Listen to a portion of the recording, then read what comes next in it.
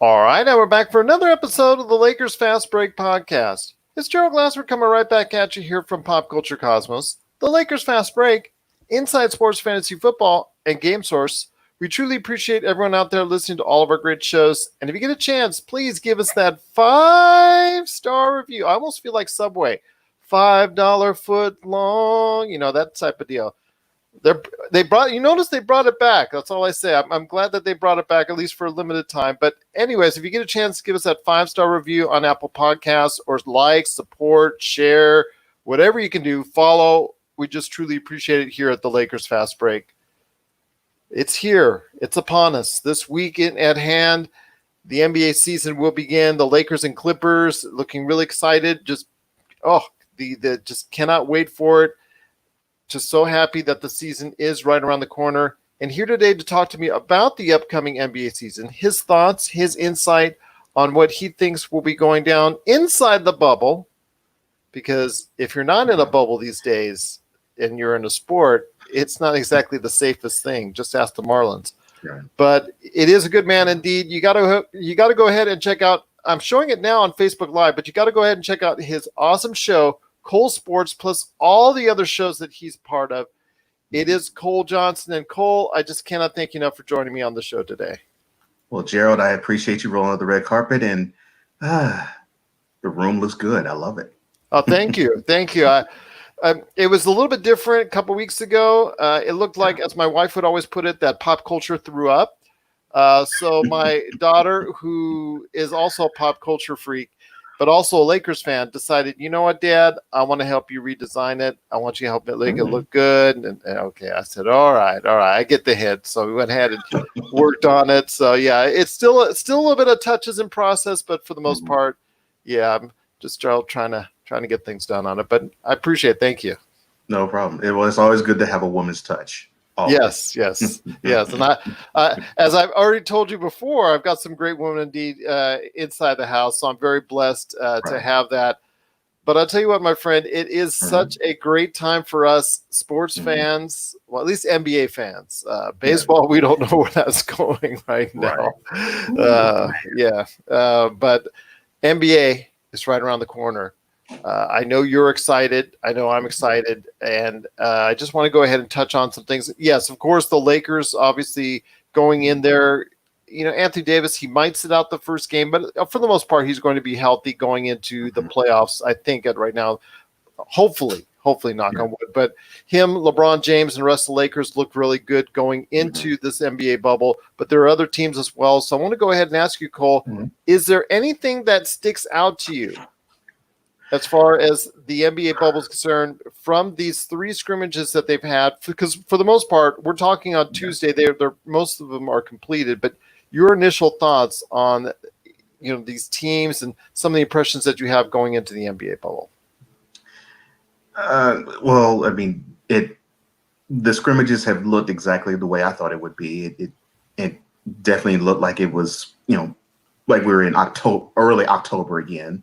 It looked preseason-ish. So you had a feeling that the guys were still trying to feel their way, and other than practice, they haven't really played anything competitively in 4 months. So they were just feeling their way, and things seem to be fine. As far as the Lakers are concerned, I think the sky's the limit with them. They seem to be fine. The only thing they need to have happen is to have LeBron James healthy and Anthony Davis healthy. If they can have those two healthy, I think they can go a pretty long way. Beyond that, I really believe that the NBA, I think they're suffering a little bit from not, I guess you could say, sanitizing their bubble all the way. I think they're going to have some concerns there. We already had Michael Beasley contract coronavirus while in the bubble. I hope we have no more of those types of situations happening. But other than that, it actually might be good. As far as the teams are concerned, veteran teams, I think, would love this time period now because they get the chance to shoot their shot, so to speak. Yeah. And They now have had rest. They've never said, well, we're in the stretch drive of our season and we are coming off of a whole ton of rest. Normally their stretch drives are 5 months of regular season grind, and they have to find a couple of days of rest here and a couple of days of rest there before they gear up for the playoffs. Well, teams that may get hot, Rockets are one that I can think of. Trailblazers definitely are another team I can think of. If the shots fall, they will look pretty good. But if the iron is unkind, thank you, Tim Brandt, then they may have issues. But the most exciting thing that I've seen in the scrimmage, Ben Simmons hitting a three. I think that's even the most exciting thing I've seen in the scrimmage. Not Bol. Oh no, not Bol. The more exciting thing about Bol was the fact that he got drug tested after his 16, 10, and 6 slide. Yeah, there you go. I can agree with you on Ben Simmons, but what is your real take on Ben Simmons? I mean, obviously he tried a couple threes. He did hit one, as you said. Mm-hmm. Is he just pulling this out because of the scrimmages? Do you think he'll actually go ahead and utilize it more? He has been moved to the power forward slot in the starting lineup so they can get Shake back into the starting lineup for Philadelphia. They've put Al Horford to the bench. Mm-hmm. Do you think this is a sound move for Brett Brown? He's obviously coaching for his Philadelphia career at this point in time, but do you think that it's a reality that Ben Simmons might start dabbling with some three-pointers? I mean, because if he starts to do that, it just makes a world of possibilities even larger for the 76ers. Yeah. How can I put this in a delicate fashion? It's hard to when it concerns his outside shooting. Right.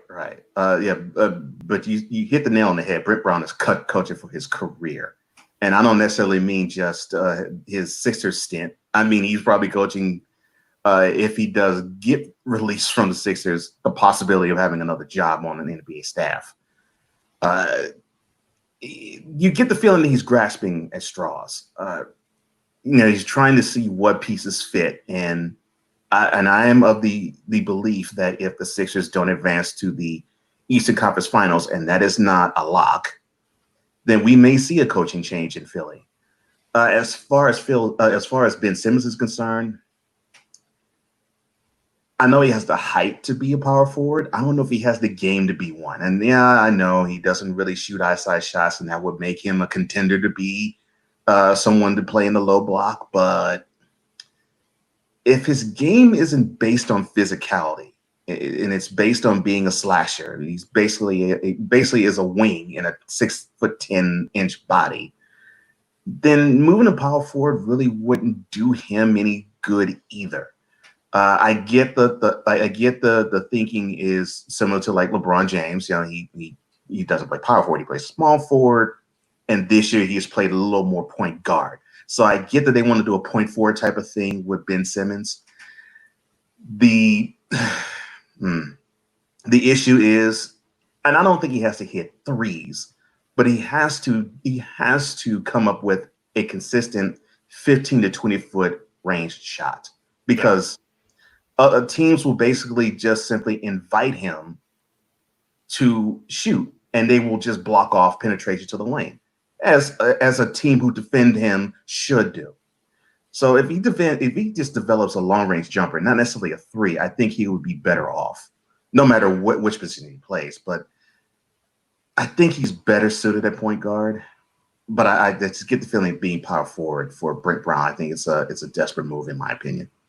It is a move, like you said. It could be very desperate indeed. And you're right. You're exactly right. If he even creates an elbow jumper, just right there, 15 feet either side of the free throw line, and yeah, that's all he needs to go ahead and just get teams to notice that, hey, we need to go ahead and pick him up a little bit farther out, and that could go ahead and spread things out a little bit more as far as our offense is concerned. Right. And that, I think that is more what the Sixers need than anything. If he can, like you say, develop an elbow jumper, develop a top of the key jumper, just something that can loosen the lane, loosen the post. Because if that were to happen, that actually would help out Joel Embiid even more by having a little less congestion in the post. Yeah. When you have somebody that skilled and talented down low on the block, you don't want to crowd it even more. And right now, the way they play, it's making it much harder for Joel Embiid to do his thing. Yeah. Yeah. And his game is more along the lines of he needs the elbow room to do his thing. He isn't the type of big that we grew up watching. He doesn't strike me as like a Patrick Ewing type. He doesn't strike me as a Hakeem Olajuwon type, or even a Kareem, and he definitely is not a Shaq type. So physicality is not necessarily what Embiid specializes in. So when you see a player that has the ability to be, I won't say graceful, but if he has the ability to be a little more athletic, you need to have as few amount of people to draw down to him if you're the Sixers as you possibly can. Yeah, I couldn't agree with you more on that. He has some elements of Hakeem Olajuwon, but he also has some elements of power and grace as well. It's not like the total package. Like he's a replica, but he has a little bit of each. I've seen his moves. He does a little bit of shake and bake and whatnot. Like you said, if he gets the space, but the problem is if they don't get the space, that could be a big issue. But if they are able to work things out, I think they're the oddball in this situation when it comes to Eastern and Western Conference, because they have enough talent to get to the at least the Eastern Conference Finals on paper. I had picked them, way back earlier in the season as far as a team that I thought would go a long way, and unfortunately, right now it doesn't look to be the case. But if they do right that ship, there's no telling what kind of mayhem they can create in the NBA playoffs. Definitely, and they have some experience. They have a playoff series victory under their belt now, so it isn't like it wasn't like 2 years ago where they didn't quite know what type of team they had. And even though they struggled a little bit last year with that too, a little bit with identity, it was a little more, they felt more confident in their ability, and they felt a little more confident in their athleticism. And, when you have a best of 7 in any round and you have the experience factor coming into a series, that helps the team out. So the Sixers, yes, on paper, they should be an Eastern Conference finalist easily, but that's on paper. If they can gel and get hot, I believe they could make it there, because like I said, all they need is to have some sort of reliable jump shot, not necessarily a 3-pointer, but just some type of jump shot, something to not make a defense say, well, this team is nothing but penetration and post play. We could just simply clog the lane and do that all game long. Because if that's the case, the Sixers will be bounced in the first round simply because, well, teams will just be sitting and waiting for them to either penetrate or the ball to be dished into the paint. They will go as far as Korkmaz, Harris, and also Richardson will take them as far as 3-point shooting. That's not Embiid, because Embiid will take his standard 3 to 5 3-point attempts there each game, because you got to go ahead and feed it to him, because that's what he likes and desires. But again, it goes back to, can they get enough additional outside shooting to go ahead and support them? So we'll wait and see. I mean, at home they seem to have gotten it. On the road they seem to have not. So this Jekyll and Hyde team, we're going to have to wait and see what happens. So it's going to be very interesting nonetheless when it comes to the 76ers. But are there any more interesting teams? Because we all know about the Bucks. Loaded roster, a lot of complementary players, team that's built around Giannis, done a tremendous job. Yeah, I know a lot of people's pick for MVP.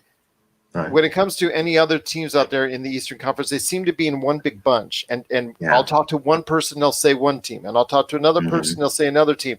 Is there any team in the Eastern Conference that sticks out in your mind? I mean, we talked at length about the 76ers, but is there anyone else? You almost get the feeling that if one of the three teams that I name can go on a hot streak, that they could really cause problems for the Bucks.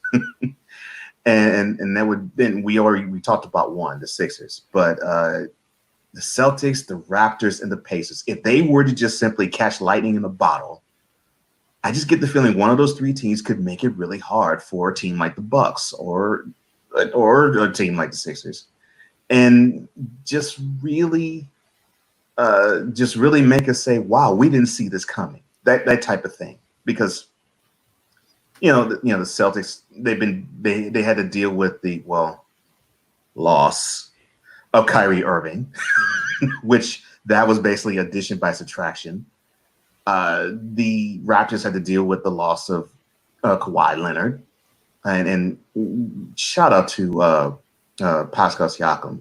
He has stepped his game up, yes, a lot, and also Kyle Lowry has actually taken on more of the role too there in Toronto, and then the Pacers.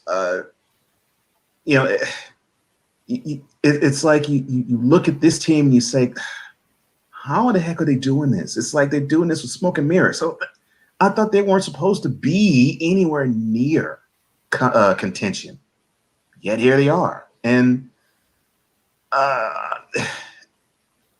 the rest of the pack, I think they could be fodder for the top teams in the East. But for me, if either the Celtics, the Raptors, or the Pacers just catch on fire, I think they may give a team like the Bucks a lot of problems. Pacers, though, have to have a healthy Sabonis, and right now with his plantar fasciitis, 100%, yes, that's a big key. If he's not going to be able to make it, if they sit him down, even with a healthy Oladipo, who's now deciding to play, $3 million might have changed his mind. Right. That Sabonis still is such a key factor. Mm-hmm. I've heard people, he was an all-star, but he's really not an all-star, or he's a very good player, right? And he's a great contributor on that team. And they're a team that does not have a superstar. Right. They're a team that is going to get after you because they have a collection of very good players. And if one piece is missing, especially as big as him, then you're going to have issues. Miles Turner can't make up for it. Victor Oladipo can't make up for it. Mm-hmm. It's something that the Pacers, if they have everybody together, like you said, could surprise people. But if not, then they could be, like you said, early fodder as well. So I will monitor that situation going on with Sabonis because I think he is a very good player and a very key part of that. Your other choices are outstanding as well. I mean, there are teams that could surprise the Bucks in the Eastern Conference, and I agree with you. I don't think it's a done deal that the Bucks are going to go all the way. Yeah, as much as I would like to say that, and the Bucks have had an impressive season, and as much as I like to say, well, the East is theirs, and we all should fear the deer, and it's a done deal. It's not. To me, last year when the Bucks played the Celtics, if the Celtics had a little more confidence in themselves as a team, I think they could have given the Bucks a little more than what they offered, because they dominated them in game one, but then it was as if either they believed their own press clippings or they just ran out of gas or they played over their heads in game one, because games 2 through 5, that was all Milwaukee. So I want to see if they learn from that experience last year going into this year. And that will be interesting to me. I'll tell you what, I agree with you on that wholeheartedly. Once again, I'm speaking to Cole Johnson. You got to check out, as I'm showing everybody on Facebook Live, his awesome podcast, Cole Sportz. You see right there, 4.9 rating right there. You can't get much better than that. It's available now on Apple Podcasts and wherever you get your podcasts. Cole Sportz, he has a lot of other things as well, to talk about when, I'm going to give him the floor in just a sec here. But first, I want to go ahead and talk about the Western Conference before we head on out. And that is, I know the LA teams, they get all the pub, they get all the buzz, LA, all that. But I want to hear your thoughts as someone who has a deep insight and knowledge from what I'm able to listen to on your shows and your other guest appearances that have been out there. You've had a great insight into what's going on in the NBA and also your thoughts on the Western Conference. So I want to hear your thoughts on how the West might shape out, because there's a lot of other great teams in the conference besides just in LA. Yeah, and if you were to be basically an LA based fan and you're just all about the Lakers or all about the Clippers, you probably would think, okay, well, you don't really have to deal with any other team. No, the West is coming for you. I mean, just think about the possible first round opponent for the Lakers and the Trailblazers. Now, this is a team that was in the Western Conference Finals last year. And you're dealing with a team where you have their stalwart point guard in Damian Lillard, where if he catches on fire, I don't care what seed you are, you're going to have problems stopping him. And if he and CJ McCollum catch fire at the same time, wow. And that's just a possible 8th seed. We're not even talking about teams like the Rockets, who they have 2 ball-dominant point guards in Westbrook and Harden, who, if they are hot and they can catch on fire, they can do damage. Not talking about the Jazz, who this team, when you think that, well, they're boring and they really won't make any difference in figuring out who's going to be the powers in the West.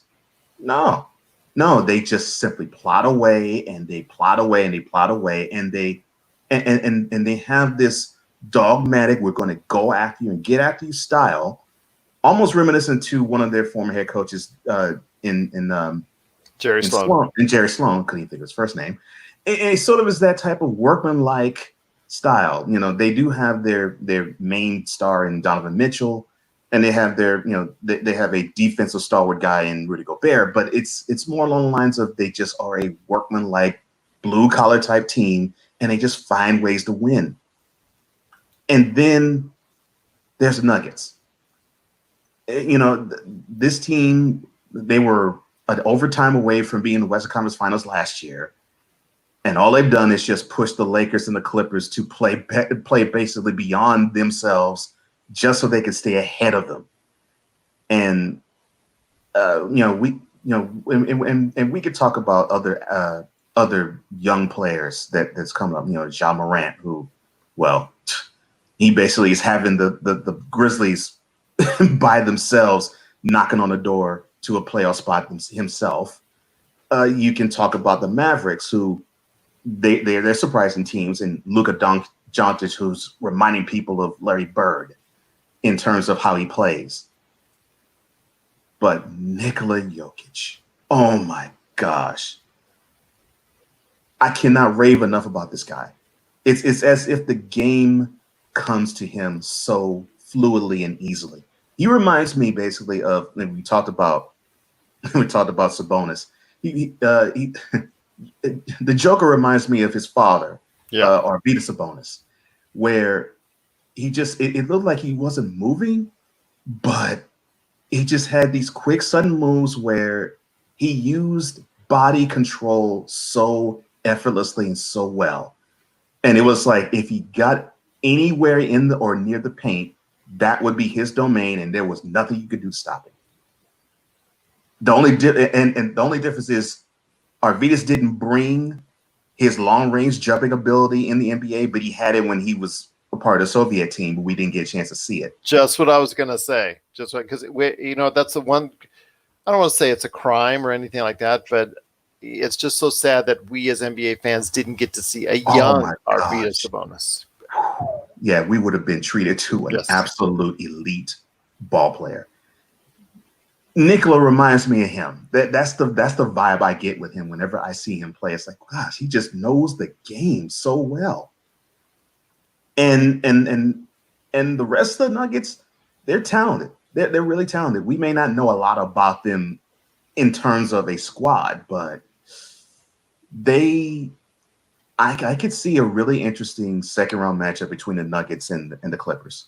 I could see that, and I would enjoy that 7-game series there. That'd be a slugfest, that's for sure. Yeah. Mm-hmm. I'll tell you what, Cole, you got some great insight and some great thoughts on what's going on with the NBA's bubble coming up this week and all the platform and everything that's going on. I want to hear your thoughts finally on who may come out of the West, who may come out of the East, and who ultimately, as of now, although we'll check up on you, as the playoffs continue, we'll go ahead and check and see if our opinions might differ. Right. As you know, anything can happen in the NBA playoffs, but right. who might ultimately come out on top right now heading into the bubble? Okay. Well, I can say in the Western Conference Finals, if you're in LA, I really do believe that y'all will be excited because we're going to see a Lakers-Clippers conference final. I really do believe that. The Eastern Conference Final, I see that being the Bucks. It might be a repeat. Bucks, Raptors. Yeah, I really see that. But I think the teams that are going to come out and meet each other in the finals. In the East, I see it being the Bucks. I'm going to disappoint you here, Gerald. In the West, I see it being the Clippers. It wouldn't be the first guest to say that, so don't worry. And the only reason why I say Clippers is that doggone bench. It's like, where does it end? I mean, I keep thinking that you can beat this team because, well, other than Kawhi and dinged up Paul George, they probably can't really impress you all that much with the starters. But they have a deep bench, and it just amazes me. It amazes me. But I wouldn't be surprised if the Lakers come out the West because whenever LeBron James has the opportunity to be in the playoffs, all bets are off. And he has probably the best player, in my opinion, that he's ever played with on a team in his 17-year career as a when you say sidekick, as his number 1A player. Well, that is a good assessment. I'm still picking the Lakers just because of those two very things you said, LeBron James and AD in a matchup, in a playoff format, when the rotations shrink, and it's all about matchups. I think they're the hardest matchup out there. Yeah. But again, saying the Clippers with their deep bench, like you said, with Lou Will, with also Montrezl Harrell, with so many other options and weapons that they can have coming off the bench, I get that, and I understand it. And like I said, you're not simply the first person to say that. In fact, there's been several individuals that have come on the show to say that, who are just NBA fans as a whole or Clipper fans or either which way. It doesn't matter. So it's definitely something that you got to be aware of. You got to be aware of the Clippers they're there as a team that can go all the way. But you now have the Clippers and the Bucks in the NBA Finals. Who do you think is the better of the two coming out on top this year? I think the Clippers would have an edge considering that Kawhi has a ring, and of course their coach too, Doc Rivers. He also has a ring as a coach. I would lean to the Clippers, but I'm a huge Giannis Antetokounmpo fan, and I really believe that it's going to be his time and his year. I really believe it's going to be the Bucks that's going to hoist the Larry Brown Trophy. I really do. That's again, I've had a couple people as well talk about the Bucks in such glowing fashion, and you're right. Giannis Antetokounmpo is simply right now, one of the best we have seen in a long time. And the unique skills that he has. And he hasn't really developed a touch yet from the outside and from the free throw line. And once he does that, there's, like you've said earlier in the show, there's no limits. The sky is the limit for him and what he can do. But I'll tell you what, those are some outstanding picks that you have, some great insight. And I'll tell you what, I cannot thank you enough for joining me today. And I want to get you back on the show to see if your mind has changed in order to that. Okay. But before we head on out, my friend, I want to ask you this. If you can go ahead and share to the people everything that you've got on the plate that people need to check out, not just Cole Sportz, which I'm going to show again to people right now, right there, available on all podcast formats, but everything that you're up to, because I know from what I've seen, I looked on your social media and got a chance to check out all the stuff that you're doing. You've got your hands in a whole lot of places. You're a very busy man indeed. Yeah, I am. Well, if you want to catch me on different platforms, I definitely coach divorcees and people who are heartbroken and they have a difficulty trying to get past things. My platform is called Get Over Divorce. You can find that on Spreaker. And of course, you can find it on an Apple Podcast too. And you can also find that on getoverdivorce.org. I do interviews, like I will one day invite this wonderful gentleman next to me to be on it. It's a general interview platform called Revelations. And that is on shows.acast.com/revelations and also on Apple as well. And of course, there is the mothership that started it all, Cole Sportz with a Z. And you can find that at colesportswithaz.com. And you can find that everywhere. Absolutely. I'd be honored to be a part of any one of your programs. Well, actually, not the divorcee programs, because I've been through one a long time ago. I like to keep this one. I'd like to keep this wife. I want to keep it to 2. I'll just keep it to 2 like that. I'm praying that every day that I can keep it to 2 and that I won't do something stupid to go ahead and necessitate being on your show. Because if I'm going to go on your show, then something's gone real downhill with it. I'll just say that. But any one of your other programs, right now, I'd be honored to be a part of if you should decide to go ahead and bring me on. But I'll tell you what, I'm going to bring you back on. It's going to have a great time indeed. Again, when we talk more about the NBA, as it gets more into the bubble, as it gets more into the playoffs. You've brought some great insight into this show today, and I cannot thank you enough for doing so. Once again, it's Cole Johnson. You got to check out all of his shows today on any podcast format. I mean, just so much out there for him that he's doing. Again, if you ever get the chance to see him on social media, he's always working on something. So you got to go ahead and check out everything indeed. And it all starts, like you said, with the mothership, Cole Sportz with a Z at colesports.com. Yes, sir. Well, Cole, I want to thank you so much for joining me on today's podcast. Again, I'm going to bring you on very soon to talk about all the great things that are going on in the NBA. Hopefully be nothing but good things that we're going to be talking about when I bring you back on. I'm keeping my prayers that this bubble will stay intact. Hopefully nobody else will have that great desire to go ahead and get lemon pepper chicken wings somewhere out there. I won't say where. Lou will. Man. Come on. Yeah. Well, thank you for inviting me, and I look forward to the invite again. I do look forward to doing this again. Definitely going to have you aboard, and I just cannot thank you enough for being part of the Lakers Fast Break podcast.